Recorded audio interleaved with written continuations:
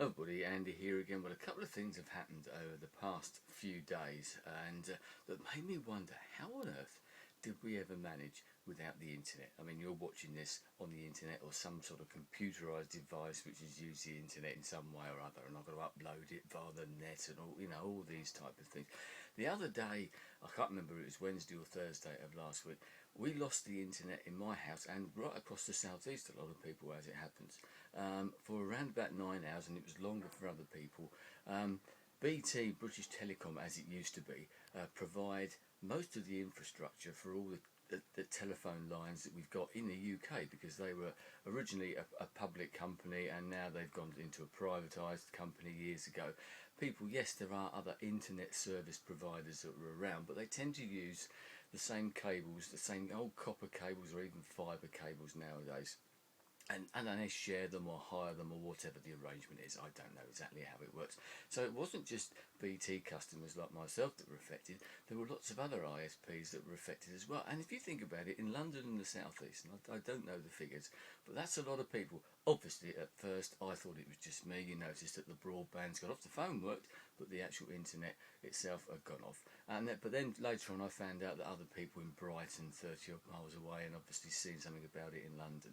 And it makes you think. My son was saying, "Oh, it's all right, I can do something. I'll go on their website and have a look." Oh, no, you can't. You just get so used to using the internet in whichever way that you use it that you take it for granted.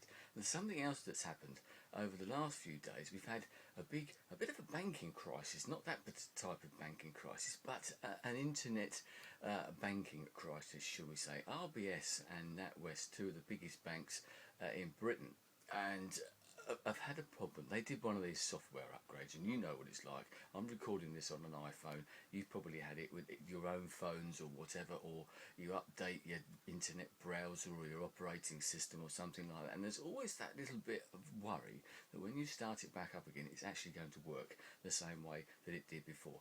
They did a software upgrade overnight, and there was a glitch in the system, and it's still going on now. This started around about, once again, around Wednesday or Thursday of last week, I believe. It's now sort of 5 days on, or longer than that, and people are still having trouble accessing their accounts. People can't move their money electronically. People can't move money into their bank accounts. That, if your salary was due last Friday, the chances are you didn't get it credited to your bank account. Therefore, all your payments didn't go out. People have gone overdrawn. What's going to happen with that type of thing? People have lost the sales of their houses because money can't be transferred, or they can't pay their solicitors, or they can't pay this and that. The implications, it doesn't sound too, oh, it's only a little minor glitch, it'll only take a couple of days, but then you start hearing about it. I heard a case earlier on today that somebody who was in prison and was going to be released on bail is still in prison now because the money couldn't be transferred to allow them to come out of prison on release on bail, if you see what I mean. So the implications are far bigger than this. Makes you wonder whether the bosses will keep their bonuses for this year and what will happen afterwards. But all joking aside, thankfully it hasn't affected me. But once again, it's not just those banks that are affected or those banks' customers.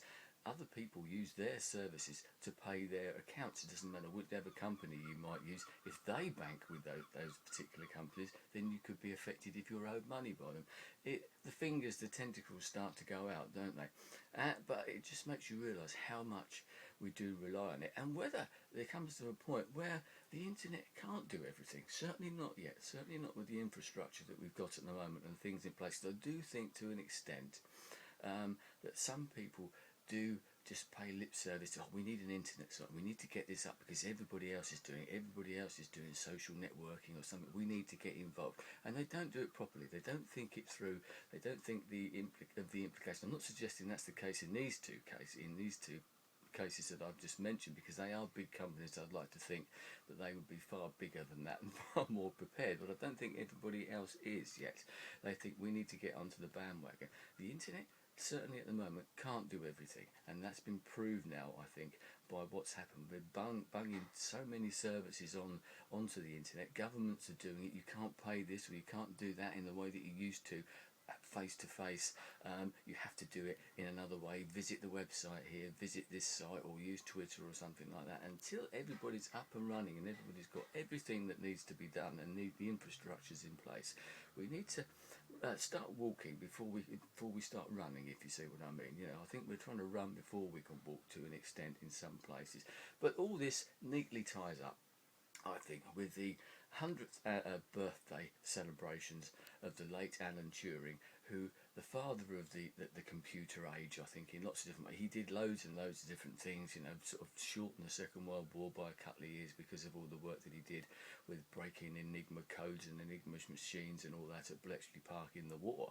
He was very much one of the main code breaker, if not the main person. There were lots of others there as well who helped him out, obviously. But some of his other ideas that are still coming out now because of the secrecy that was around at the time. But he's now being credited as the father of the computer age because of a paper that he wrote in the 1930s, which predicted all about computable numbers and that. But a nice little local point of view. About a half a mile or so from where I am now, up round the corner, is where he spent some of his childhood. His early childhood, when he was about 8, 9, 10 years old or something like that. And there's a blue plaque on the wall now, which has been there for some time. So all that ties up, and I just wonder what he would be thinking now, whether this has ended up how he sort of envisioned it might. I wouldn't be surprised. I don't think he would be too surprised about the way that it's turned out. But I wonder if he probably could have predicted some of those problems. If he had been around, maybe we wouldn't have those problems quite as we do now. Anyway, I'm going to leave it there, and hopefully the money's gone into your bank account. As I said, thankfully, well, mine's depleted enough as it is. I could do with some more putting in there. Anyway, I'm going to leave it there. Thanks for your time. I'll speak to you again soon. Goodbye.